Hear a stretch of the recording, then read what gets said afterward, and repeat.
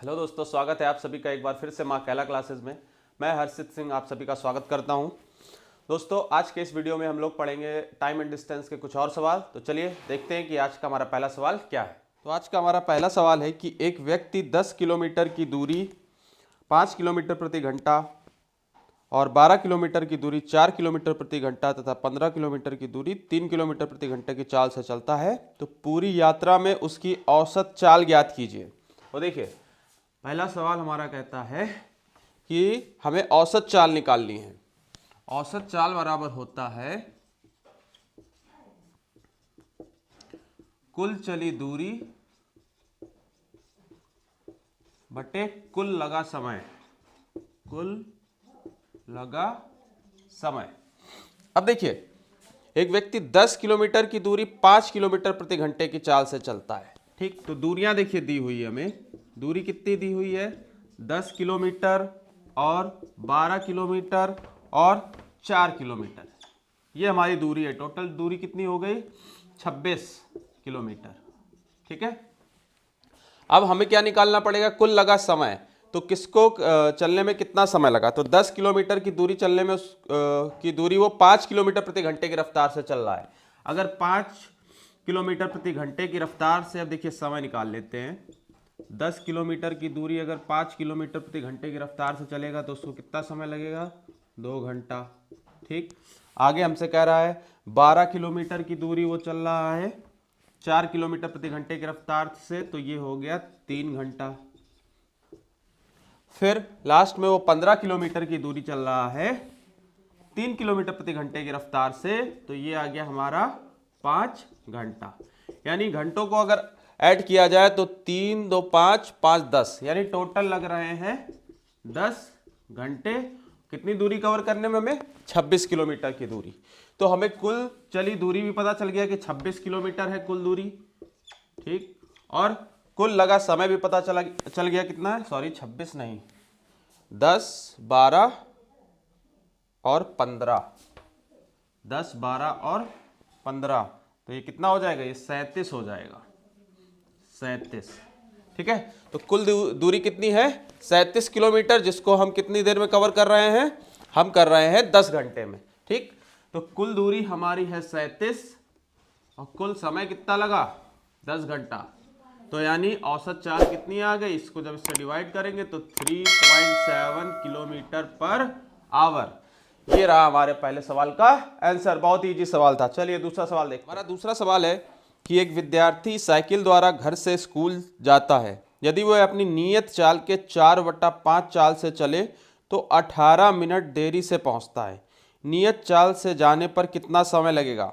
देखिए, ऐसे सवाल को करने का बहुत ही आसान तरीका है। मैं आपको बताता हूं कि जो ये दे रखा है 4/5, ठीक, मतलब नियत चाल के 4/5 से वो चलता है, यानी उसकी चाल इतनी थी, लेकिन वो किस चाल से चल रहा था? 4 की चाल से। तो उसे 18 मिनट देरी लग रही थी अपने स्कूल पहुंचने में। ऐसे सवाल में आप क्या करेंगे? इन दोनों का डिफरेंस देख लेंगे। ठीक, तो 4 और 5 में कितने का अंतर है? 1 का अंतर है। ठीक है, फिर आपको क्या करना है? ऊपर वाले को ऊपर रहने देना है। ठीक, और जो अंतर आया है उसको नीचे कर देना है, और उसके बाद जो भी समय लग रहा है उसका उसमें मल्टीप्लाई कर दीजिए। तो 18 चौक 72, कितना आएगा? 18 चौक 72 मिनट। यानी कि यदि वो नियत चाल से चलता तो कितनी देर में पहुंच जाता? 72 मिनट में। अब इसको घंटे में कन्वर्ट कर लीजिए, तो इसको लिख सकते हैं 60 + 12, और 60 का होता है 1 घंटा। तो ये पूरा पूरा घंटा हो गया। और इस 12 मिनट को आप घंटे में जब चेंज करेंगे तो 60 से भाग देंगे तो कितना आ जाएगा? 12 पंचे 60। तो आपका आंसर आ गया 1 सही 1/5 घंटा। तो देखिए, अभी अगला क्वेश्चन में ऐसे ही कराता हूं। इस तरीके का सवाल जब भी दे कि नियत चाल के 4/5 चाल से या जो भी दे, तो आपको ऊपर नीचे का अंतर निकाल लेना है। ऊपर वाले को ऊपर ही रहने देना है और जो अंतर आए उसको नीचे, और उसमें आप समय का गुणा करिए, चाहे वो पहले पहुंच रहा हो चाहे बाद में। तो इससे आपको क्या पता चल जाएगा कि उसको कितना एक्चुअल, उसको वास्तविक समय कितना लग रहा है। चलिए इसी प्रकार का दूसरा क्वेश्चन। हमारा तीसरा क्वेश्चन है कि राम 12 किलोमीटर प्रति घंटे की चाल से अपने घर से दफ्तर जाता है। यदि वह अपनी चाल 5/6 चाल से चले तो 20 मिनट देर से पहुंचेगा।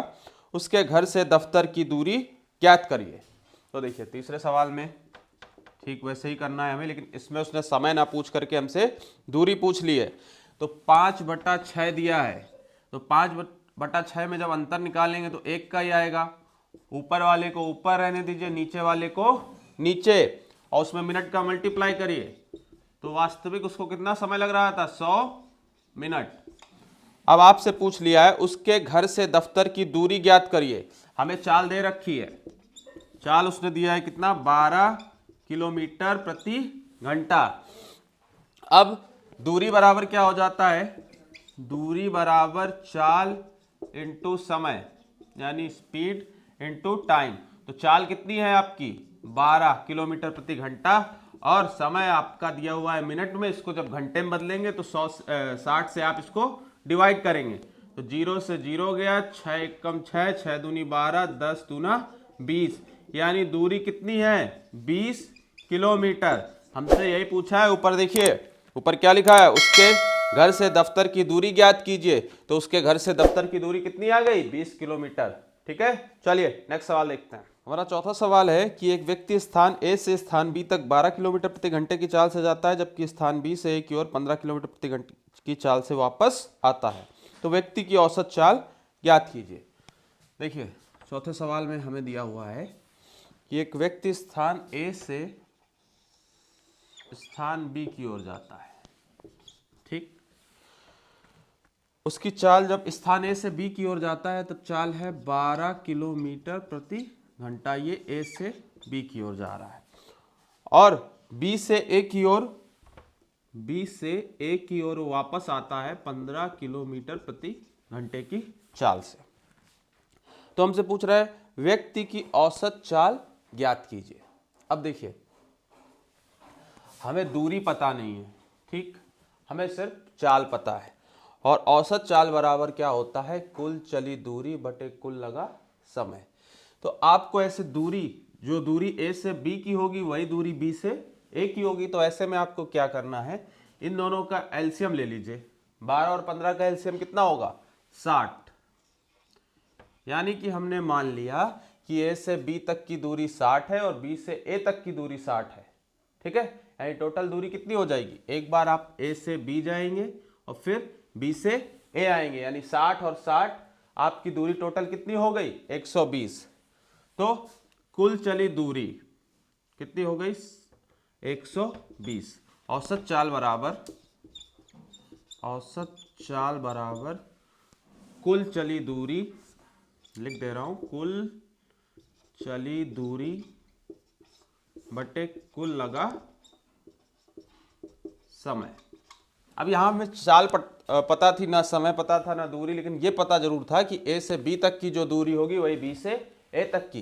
तो ऐसे में हम चाल का क्या कर लेते हैं, एलसीएम ले लेंगे और वही हमारा क्या हो जाएगा, कुल दूरी मान लेंगे उसको।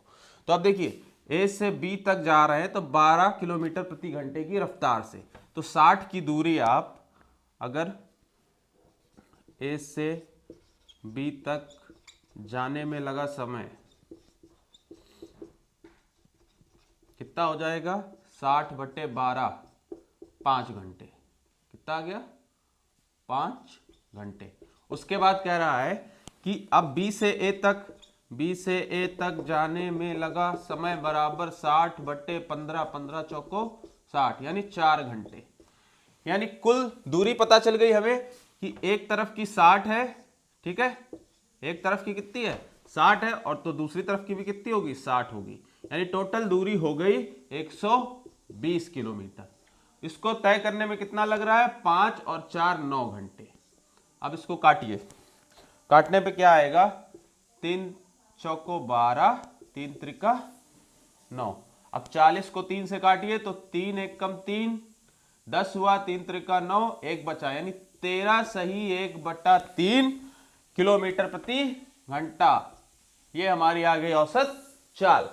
बहुत ही अच्छा सवाल था कि एक व्यक्ति किसी स्पीड से ए से बी की ओर जा रहा है, फिर दूसरी स्पीड से बी से ए की ओर आ रहा है, तो उसकी औसत चाल हमें बतानी थी, और हमें दूरी भी नहीं पता है, समय भी नहीं। औसत चाल बराबर होता है कुल चली दूरी बटा कुल लगा समय। तो ऐसे सवाल में आप जो भी चाल दी है उसका एलसीएम ले लीजिए, ठीक। एलसीएम आया था हमारा 60, यानी ए से बी तक की दूरी 60 है, फिर बी से ए वापस आ रहा है, तो 60 और 60 टोटल दूरी कितनी हो गई 120, और इनको चलने में समय अलग अलग निकाल लिया, 5 4 9, कुल लगा समय 9 घंटे हो गया, उससे डिवाइड कर दिया तो 13 सही 1/3 आ गया। चलिए अगला क्वेश्चन देखते हैं। तो आज का हमारा लास्ट सवाल है कि रोडवेज की 2 बसें 2 स्टेशनों से एक दूसरे की ओर प्रस्थान करती हैं और दोनों स्टेशनों के बीच किसी स्थान पर मिलने के बाद क्रमशः 6 घंटे 40 मिनट तथा 3 घंटे 45 मिनट बाद अपने गंतव्य स्टेशन पर पहुंच जाती है।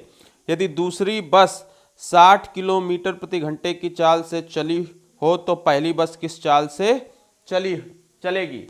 ठीक है, तो इस प्रकार के सवाल जो होते हैं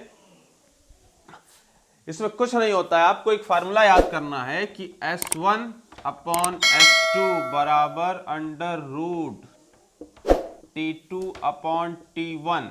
ठीक, 5वां सवाल हमारा, उसमें ये फार्मूला लगेगा। अब देखिए हमें क्या क्या दे रखा है उसने। पहला टाइम क्या दे रखा है, T1 दे रखा है 6 घंटे 40 मिनट, तो 6 घंटे और 40 मिनट को आपको सबको मिनट में बदलना पड़ेगा।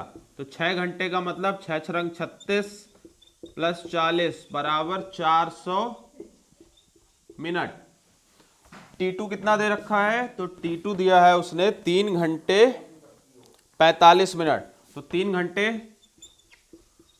45 मिनट का मतलब 3 घंटे में हुआ 180 प्लस 45 बराबर 225 मिनट। ठीक है, अब आपको दे रखा है कि दूसरी बस यानी दूसरे बस की स्पीड S2 दे रखा है उसने 60 किलोमीटर प्रति घंटा। आपको क्या निकालना है, आपको निकालना है S1, यानी पहली जो बस है उसकी चाल क्या होगी।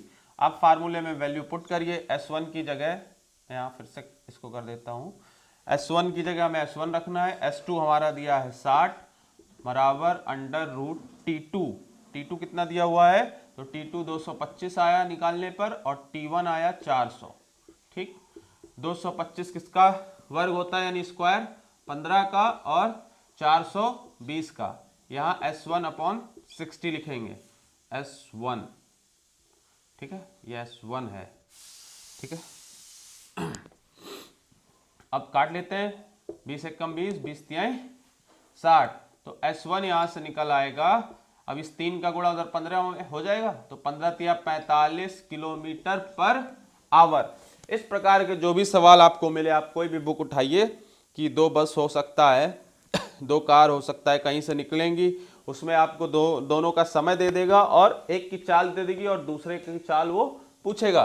तो आपको क्या करना है, सीधे फार्मूला लगाना है, S1 अपॉन S2 बराबर under root T2 upon T1। S1 क्या है, पहले बस या गाड़ी जो भी उसकी चाल, S2 क्या है, दूसरे की चाल, T2 समय, दूसरे गाड़ी कितना समय ले रही है, और T1 पहली गाड़ी कितना समय ले रही है। आप सॉल्व करेंगे, आपका आंसर निकल आएगा। आज के लिए इतना ही। जय मां कैला।